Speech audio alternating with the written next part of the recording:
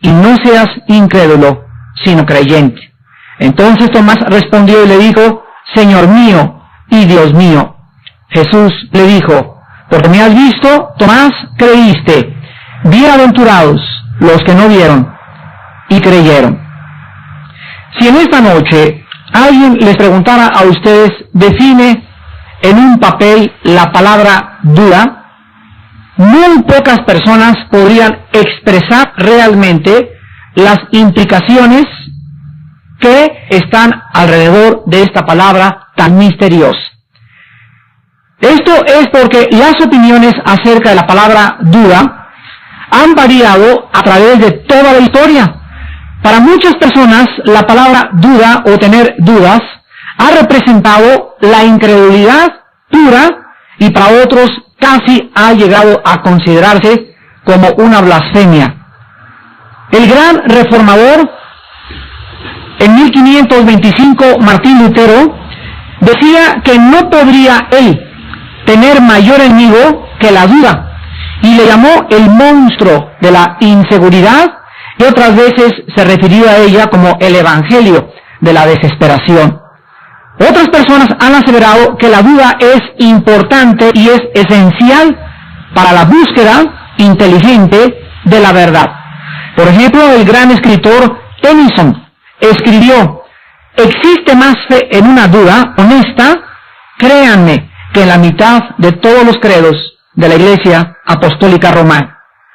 En estas palabras del escritor Tennyson, podemos nosotros discernir de una forma inmediata que es la capacidad, la duda es la capacidad inteligente mental para que podamos nosotros de una forma honesta y racional cuestionarnos respecto a aquellas incógnitas que la vida nos depara. ¿Es posible, preguntamos en esta noche, que puedan coexistir la duda y la fe? Por lo menos hay una persona en la Biblia que nos contesta en esta noche que sí es posible que la fe y la duda puedan coexistir. Y este ejemplo lo encontramos en el Evangelio de Marcos, en el capítulo 9, versículos del 22 al 24, donde la Biblia nos relata a un padre que tiene a un hijo endemoniado y que se lo lleva a Jesucristo para que le pueda ayudar a sacarle este espíritu maligno. Dice Marcos 9, 22 al 24, y muchas veces le echaba en el fuego y en el agua para matarle, pero si puedes hacer algo, ten misericordia de nosotros y ayúdanos. Vean ustedes la profundidad de la pregunta y de la ayuda que este hombre le está haciendo a Jesús. Si puedes hacer algo, ten misericordia de nosotros y ayúdanos. Jesús le dijo, si puedes creer, al que cree, todo le es posible. E inmediatamente el padre del muchacho clamó y dijo, creo, ayuda mi incredulidad. Aquí encontramos pues en estos versículos una expresión honesta de fe y de duda al mismo tiempo. El padre no tenía absolutamente más que decir. Desde que el demonio había venido sobre su hijo se convulsionaba y arrojaba espuma por la boca como un animal común y corriente. Sus amigos de este hombre posiblemente le abandonaron, otros huían despavoridos cuando veían a este muchacho ser azotado en contra del suelo por los demonios que tenía dentro, y todas las personas a su alrededor estaban en contra de este hombre. Y es precisamente bajo esta tormenta que este hombre estaba atravesando que se acercó a Jesús a pedirle que le ayudara en su incredulidad. Este hombre no había sido nunca discipulado y su fe fue desarrollada conforme él iba viendo que su hijo se azotaba contra el fuego y otras veces el demonio le arrojaba al suelo. Dice el versículo 17 al 22 del mismo pasaje, respondiendo uno de la multitud le dijo, Maestro, traje a ti a mi hijo que tiene un espíritu mudo, el cual donde quiera que le toma, le sacude y echa espumarajos y cruje los dientes y se va secando. y dije a tus discípulos que lo echasen fuera, y no pudieron. Y respondiendo él les dijo, oh generación incrédula, ¿hasta cuándo he de estar con vosotros? ¿Hasta cuándo os he de soportar? Tráiganmelo. Y se lo trajeron. Y cuando el espíritu vio a Jesús, sacudió con violencia al muchacho, quien cayendo en tierra, se revolcaba echando espumarajos. Jesús preguntó al padre, ¿cuánto tiempo hace que le sucede esto? Y él dijo, desde niño. Y muchas veces le echan el fuego y en el agua para matarle, pero si puedes hacer algo, ten misericordia de nosotros y ayúdanos. Muchas personas, desde entonces, han expresado los mismos sentimientos a Dios. Señor, quiero creer, ayúdame a creer, ayúdame en mi incredulidad. En esta noche, vamos a analizar la vida de un discípulo de Jesucristo, llamado Tomás, el Dídimo. La palabra Dídimo significa en el original griego, el más pequeño. Este hombre, Tomás, fue soportado por Jesús, y la Biblia nos hace asombrosas revelaciones acerca de Tomás, porque muchos de nosotros le podríamos calificar en este momento como el peor de los discípulos, o el discípulo que nunca le creyó a Jesús. Sin embargo, la Biblia en esa noche, vuelvo a repetir, nos va a hacer asombrosas revelaciones de Tomás, y vamos a ver que era un hombre de valor, era un hombre que era honesto en sus cuestionamientos hacia las incógnitas e interrogantes que sucedían a su alrededor, y además era un hombre que quería seguir muy de cerca al Señor Jesucristo. En esta noche vamos a ver también que es importante que podamos diferenciar entre las dudas que nos asaltan creadas por Satanás y las dudas que es la capacidad que Dios nos ha dado legítimamente para poder encontrar la verdad. La duda viene a nosotros, los cristianos, escuchen muy bien, cuando alcanzamos o cuando llegamos a los límites de nuestro entendimiento o cuando enfrentamos alguna calamidad inesperada. Otras veces también surge cuando oramos por algo y ocurre exactamente lo contrario. Cuando alguien se aleja del Señor y vemos que estaba en la iglesia y se aleja del camino de la verdad, también es el momento en que nos entran dudas. Cuando obedecemos porque sabemos qué es lo correcto y sufrimos por hacer el bien, también en ese momento nos entran dudas. O tal vez cuando la vida a veces parece no tener ningún sentido todos los días de nuestra existencia. Todas estas circunstancias, queridos hermanos, santos del Señor, nos hacen preguntarnos muchas cosas que no entendemos. Y vuelvo a repetir, como tratamos de comprender y el límite de nuestra comprensión ha llegado al máximo, entonces en ese momento se apodera de nosotros el enemigo de la duda. Pero vamos a contestar en esta noche con otra serie de preguntas. Por ejemplo, ¿acaso existe alguna persona que sepa todas las respuestas de todos los problemas, de las tragedias, de los huracanes, de las injusticias que suceden a nuestro alrededor? ¿Qué nos dice también la Biblia? Que los pensamientos de Dios no son nuestros pensamientos. Entonces, ¿por qué muchas veces, pregunto, queremos entender las cosas que trascienden nuestra capacidad mental y que solamente están escondidos en la mente divina de nuestro Creador? ¿Acaso creemos que vamos a tener la respuesta para cualquier incógnita que tengamos o que enfrentemos en la vida? El día que tú puedas tener la respuesta a todas tus preguntas y cuestionamientos, amigo y amiga mía, quiero decirte en esta noche que en ese momento te estás convirtiendo en un Dios. El día que tengamos las respuestas a todos los problemas de la vida, ya no vamos a necesitar a Dios. Entonces tenemos que ubicarnos en un terreno, en una perspectiva donde podamos entender que no somos dioses, que existen todavía cientos, miles de interrogantes, miles de cuestionamientos, pero la Biblia nos dice que en medio de esto, el justo por la fe vivirá. El justo es la persona que ha sido regenerada por el Espíritu Santo y que sabe perfectamente bien que hay muchas cosas que no podemos comprender, pero que hay otros ojos y otra mente que no es la de los 5 sentidos, ni tampoco la del cerebro, que nos permite en ese momento, cuando dudamos y cuando no entendemos, seguir confiando. La Biblia dice en uno de los salmos, en el día que temo, en ti confío. Y aquí está precisamente la energía y la fuerza de la fe. Poder energetizar esta fe nuestra que el Espíritu Santo ha puesto en nuestro corazón, y en el momento en que no entendemos lo que está pasando, seguir confiando en Dios. Esta capacidad solamente le es dada a los hijos de Dios. Si tú no eres cristiano, si tú no eres salvo, cuando te enfrentes a una calamidad o a un problema en la vida, te vas a retirar de Dios, te vas a alejar de la verdad, te vas a enfriar, te vas a amargar y te vas a resentir, porque no entendiste lo que te pasó, porque nadie te dio una respuesta y porque en ese momento la confusión se apoderó de tu corazón.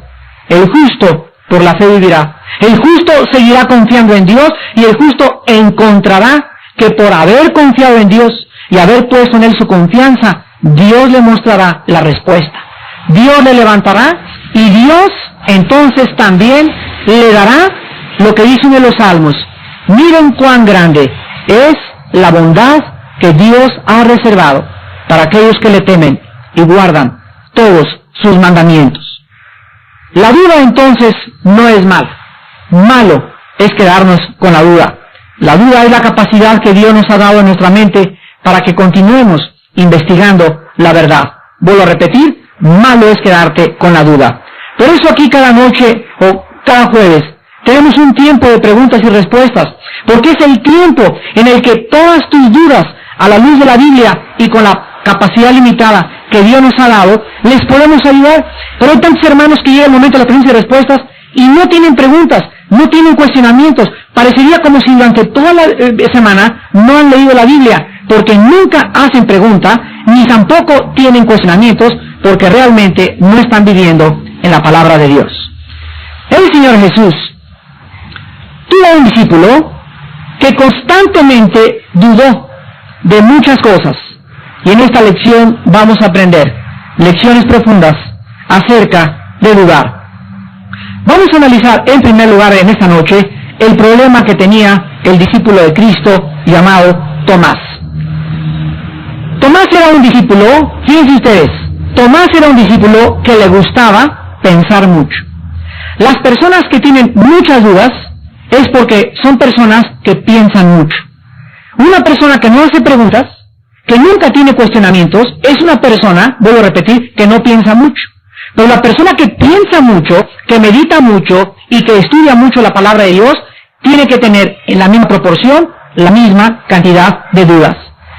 Tomás era un discípulo que era un preguntón, y a Cristo le encanta que todos los que le seguimos le estemos todos los días diciendo: ¿por qué, Señor? ¿Por qué aquello? ¿Por qué esto? Y cada pregunta que le hagamos a Cristo, Cristo nos las va a responder. Si no necesariamente en esta noche o mañana o pasado, como tú has querido conocer la verdad, la Biblia dice: bienaventurados los que tienen hambre y sed de justicia, porque ellos, no nadie más, solo los que tienen hambre y los que le están diciendo al Señor: tengo sed de ti, te quiero conocer más, ellos serán saciados. Este hombre llamado Tomás constantemente le hacía preguntas a Jesús, porque estaba luchando por encontrar la verdad de todas las cosas. Actualmente los estudiantes en la clase que le dicen al maestro: ¿y por qué esto? ¿Y por qué aquello? ¿Y por qué aquello? Muchas veces se convierten en el objeto de la risa y de la burla y el menosprecio de todos sus compañeros. Porque para los compañeros, o para la mayor parte de la gente, existe la soberbia, existe el machismo, existe la vergüenza, existe el temor de que va a decir la gente que soy un tonto, que no voy a preguntar. Pero para Dios es lo contrario, y para los maestros inteligentes representan los mejores alumnos. Siempre, siempre, siempre, vuelvo a repetir, las personas que más preguntan hacen y que más quieren saber son las personas que más rápido crecen en el conocimiento del mundo y en el conocimiento de Dios. Vamos a recordar en este momento, en nuestra lección de hace 8 días pasada, que 2 días después de que Jesús oyó que Lázaro, su discípulo, estaba enfermo, se detuvo deliberadamente 2 días más en el lugar donde se encontraba. Vamos a ver en Juan 11, versículo 17, qué fue lo que le dijo a sus discípulos en este momento para comenzar a analizar brevemente la vida de Tomás. Dice Juan 11, 17. Vino pues Jesús y halló que hacía ya 4 días que Lázaro estaba en el sepulcro. Versículo 17. Y en el versículo 7 les dijo a los discípulos, vamos a Judea otra vez. Ustedes saben que Judea era una región inhóspita. Ahí se encontraba Jerusalén. Y los 12 apóstoles sabían que este viaje era peligroso e inmediatamente trataron de disuadir a Cristo. Dice el versículo 8, que le dijeron los discípulos, Rabí, ahora procuraban los judíos apedrearte y otra vez vas allá. En otras palabras, ¿estás loco? ¿Cómo quieres tú llevarnos a Judea? ¿No sabes que ahí es donde más gana nos traen y donde la gente nos puede apedrear y nos puede matar? Y fue en este momento que Tomás reveló algo de su carácter. Versículo 16. Dijo entonces Tomás, llamado Dídimo, a sus condiscípulos, vamos también nosotros para que muramos con él. ¿Dijo esto Tomás? ¿Era Tomás el que estaba hablando? La respuesta es sí lo dijo. Y aquí Tomás nos revela que era un hombre de gran valor. Era un hombre que no tenía temores de morir por Cristo. Comencemos a analizar la mente de Tomás. Era un muchacho que no tenía miedo de seguir a Cristo. Era un preguntón de primera. Era un hombre que constantemente era asediado por dudas, por cuestionamientos, por interrogantes, pero ninguna de estas cosas fue criticada por el Señor Jesucristo. Todos los 11 discípulos tuvieron miedo de ir a Judea con Cristo, pero solamente Tomás le dijo a los demás, vamos, y no importa que muramos con Cristo en esa región geográfica.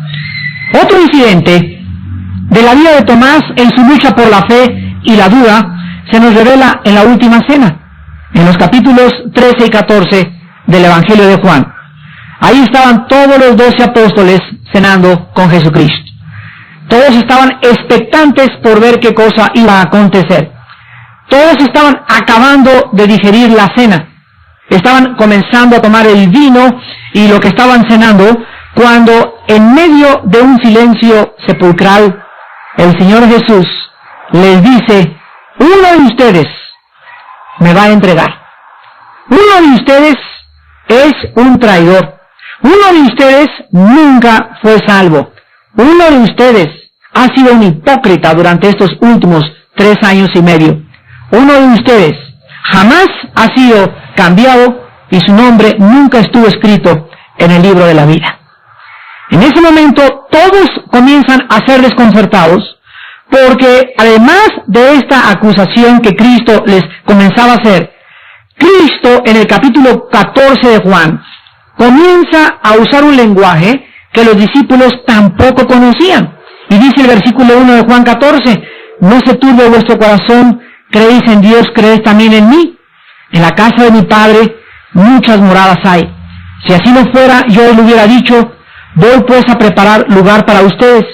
Y si me fuere y os preparare el lugar, vendré otra vez, y los tomaré a mí mismo, para que de donde yo estoy, vosotros también estéis.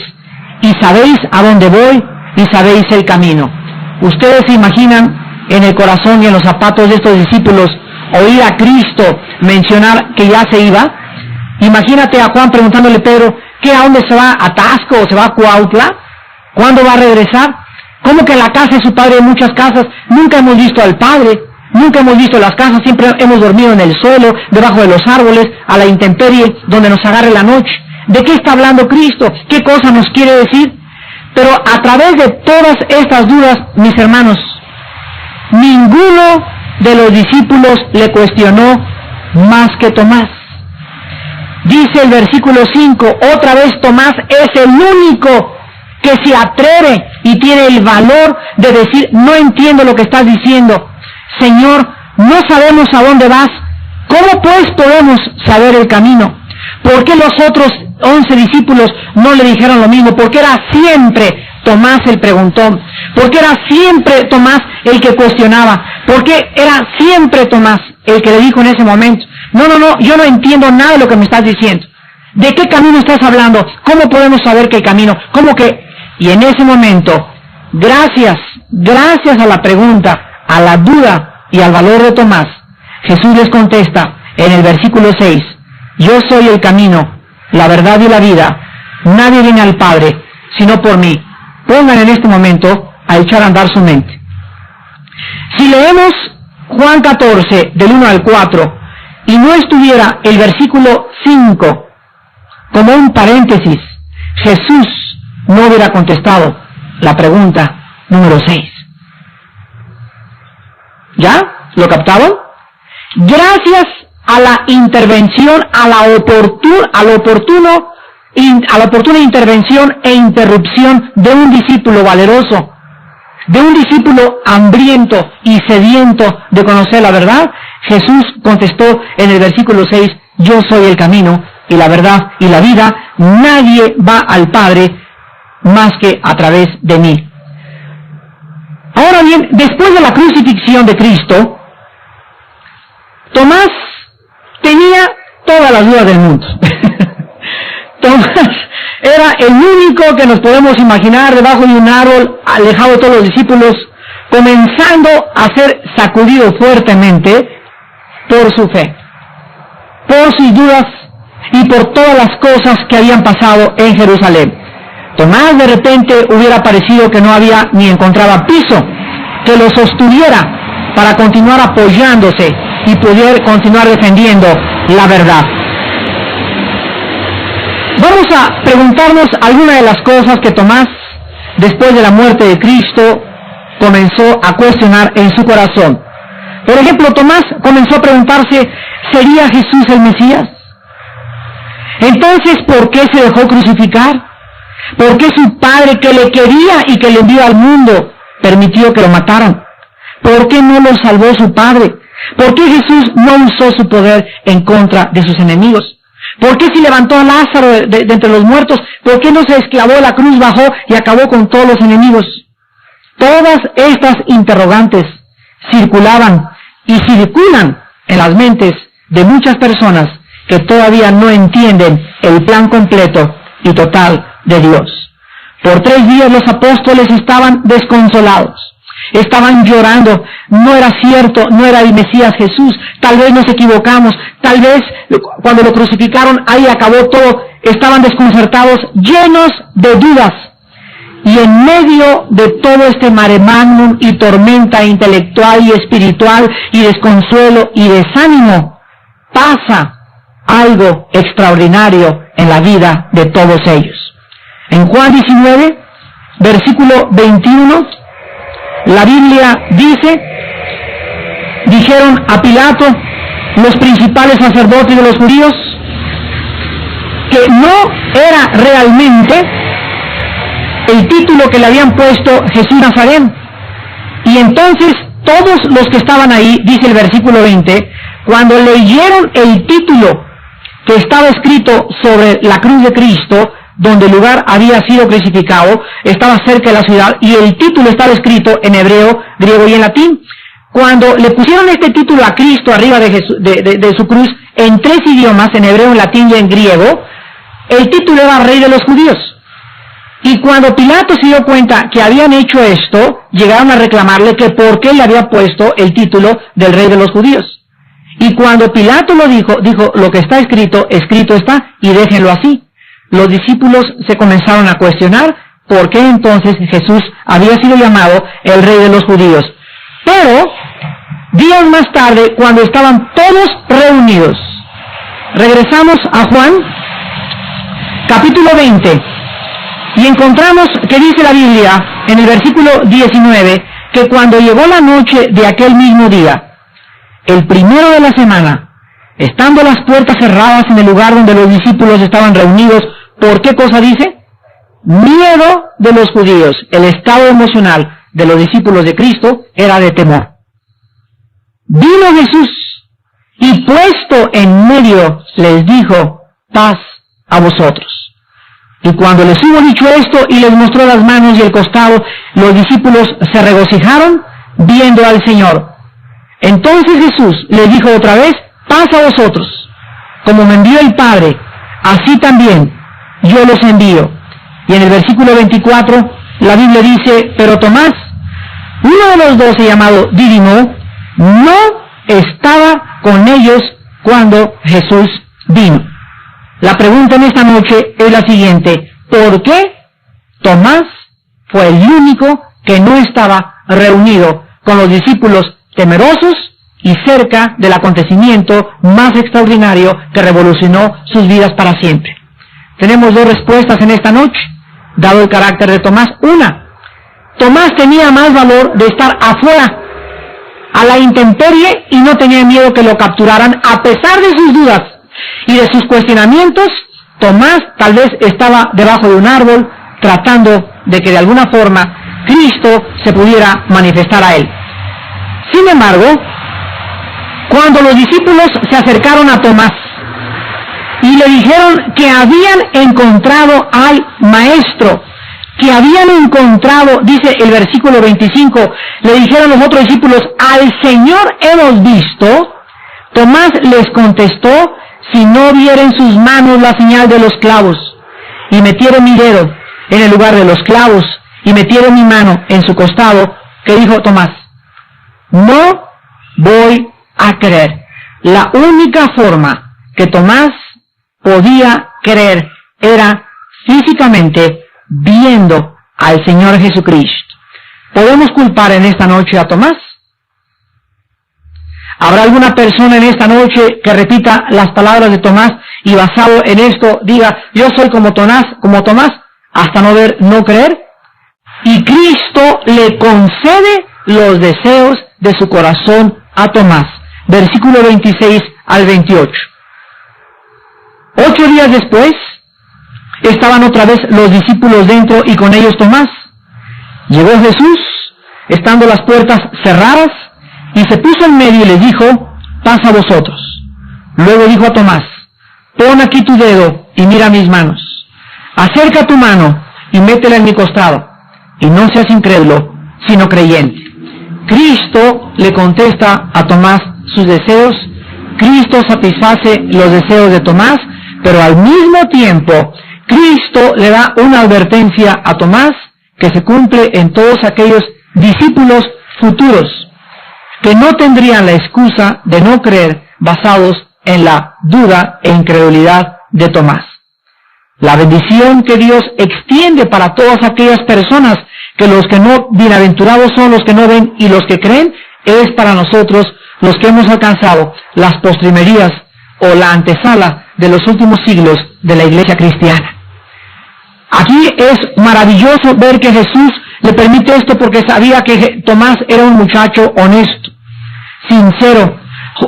Cristo conocía el corazón profundo de Tomás, sabía que era un hombre que realmente buscaba la verdad y que cuando la encontrara, Jesús sabía que Tomás seguiría esa verdad. ¿Cuál es la diferencia de muchos de ustedes en esta noche? Hay muchos de ustedes que aun cuando Dios les concediera, escuchen esto, aun cuando Dios les concediera ver un milagro, ni siquiera con ese milagro podrían creer. Hay personas que han dicho, bueno, como ese gobernador Carrillo Canaval de Tabasco, que hace muchos años llegó y arrastró a todos los cristianos del estado de Tabasco, llegó a Villahermosa y tomó a un muchacho joven en el caballo, lo arrastró por todos lados y llegó a una iglesia evangélica y se paró enfrente de todos y les dijo, yo les reto a que si Dios existe, en un minuto me caiga un rayo y me parta la mitad. Si Dios es mucho más grande que yo, que me parta un rayo. Y tomó un reloj y comenzó a contar 60 segundos. Al llegar los 60 segundos, no cayó el rayo, ni tampoco Dios le destruyó. Y en ese momento le gritó a todos los cristianos, ya ven cómo yo soy más poderoso de Dios. Y una viejita cristiana, evangélica, con mucho valor, se acercó al caballo de este exgobernador de Tabasco y le dijo estas palabras. ¿Usted cree que con su soberbia va usted a terminar con la paciencia de Dios en un minuto? Es que equivocado estaba este hombre si creía que al retar a Dios, Dios iba a concederle los deseos y acabar. Este hombre, los historiadores narran que su muerte fue una de las muertes más espantosas que una persona pueda tener. Gritaba a la hora de la muerte: ¿dónde está Dios? ¿Dónde está Dios? Siento que demonios del infierno quieren apoderarse de mi alma. Ahí, en la agonía y en la víspera de su muerte, este hombre, igual que todos los grandes ateos, como Ingersoll, como Jean-Paul Sartre, encuentran al final de su vida que las dudas que ellos tenían no eran de un corazón sincero ni honesto, porque a la persona que verdaderamente busca a Dios, esa persona, la Biblia dice, lo va a encontrar. Dice la Biblia: me encontrarás porque me buscarás con todo tu corazón y con toda tu mente. La persona que es sincera, la persona que tiene dudas porque realmente quiere respuestas, Dios se la va a dar. Pero hay una condición muy grande, que tú tienes que saber que cuando Dios te conteste y te muestre la verdad, tú tienes que comenzar a seguirle. Quiero decirles en esta noche que yo pertenecía a este tipo de ser humano. Toda mi vida busqué preguntas, toda mi vida busqué cuestionamientos, por eso me metí a la genética, a la filosofía, a la psicología, a Marx, al budismo zen, a la escatología, al control mental, con los gurús, con Hare Krishna, con Mahatma Gandhi, buscando la verdad. Y cuando encontré la verdad y vi la luz, como dijo el apóstol Pablo, no fui rebelde a la visión celestial. El apóstol Pablo era una persona muy inteligente, muy culta, era un hombre de letras que hablaba varios idiomas y perseguía a Cristo. Y cuando Pablo se encuentra de frente con Cristo y lo tumba en Hechos capítulo 9, la luz de su caballo, en ese momento, recuerden ustedes, ¿cuál fue la respuesta y la reacción de Pablo inmediata ante la luz? Señor, ¿qué quieres que yo haga? Aquí está la diferencia entre un hombre que es sincero y que se cuestiona y que tiene dudas, y del hombre deshonesto. El hombre ateo, deshonesto, irracional, que quiere retar a Dios y que quiere encontrar la verdad solamente para seguir atacando o porque él cree que no existen respuestas a los problemas intelectuales de su corazón.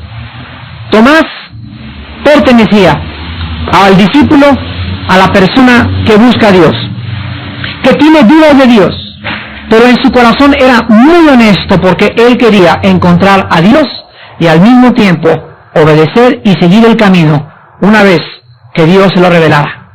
Dios se lo reveló porque dice el versículo 28 que cuando él puso su mano en su costado y en las manos de Cristo, la respuesta de Tomás fue doble. En primer lugar, le dice a Cristo: Señor mío. La palabra Señor es la palabra griega kurios, que significa mi amo absoluto.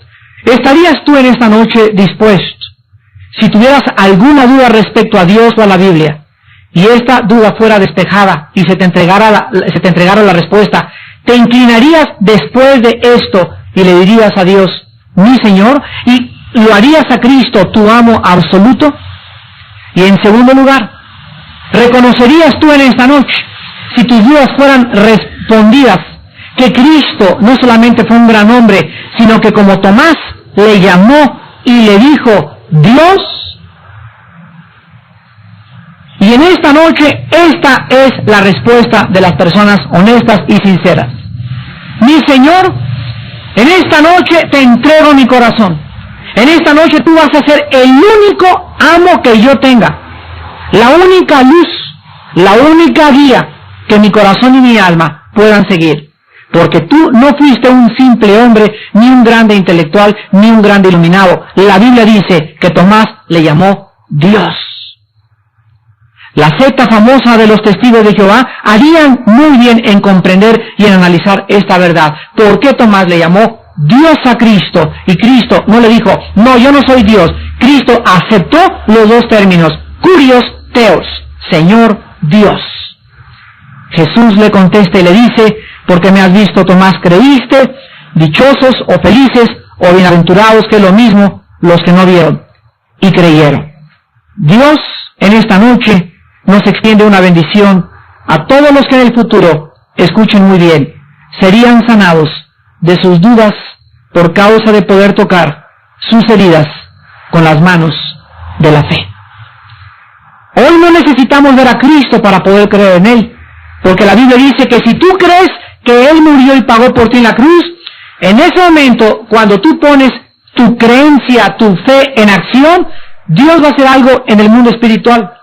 Va a enviar en esta misma noche a tu corazón el Espíritu Santo. Y cuando el Espíritu Santo entre a tu corazón, Él te dará testimonio de que Jesús es el Señor y Dios en la carne.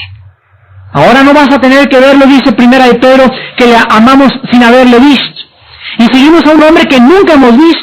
Yo nunca he visto a Cristo, ni tú tampoco, sin embargo le amamos. Sabemos que está cerca de nosotros, he sentido su consuelo, su misericordia, su fidelidad, su dirección. ¿Cómo podemos experimentar sin los 5 sentidos? Porque están los sentidos de la fe, los sentidos del Espíritu, los cuales son energetizados por el poder del Espíritu Santo. A nosotros, los que hemos creído sin ver, Dios nos concede la bendición de tener dentro de nuestro corazón al Espíritu Santo, quien nos da testimonio de Jesús y de todas las cosas que Él enseñó. ¿No quisieras tú en esta noche creer? Si tú no tienes ahorita la fe que necesitas para creer en Dios, escucha, dile a Dios esta noche: ayuda mi incredulidad. Señor, quiero creer en ti, quiero seguirte, quiero amarte, quiero servirte. Ayúdame.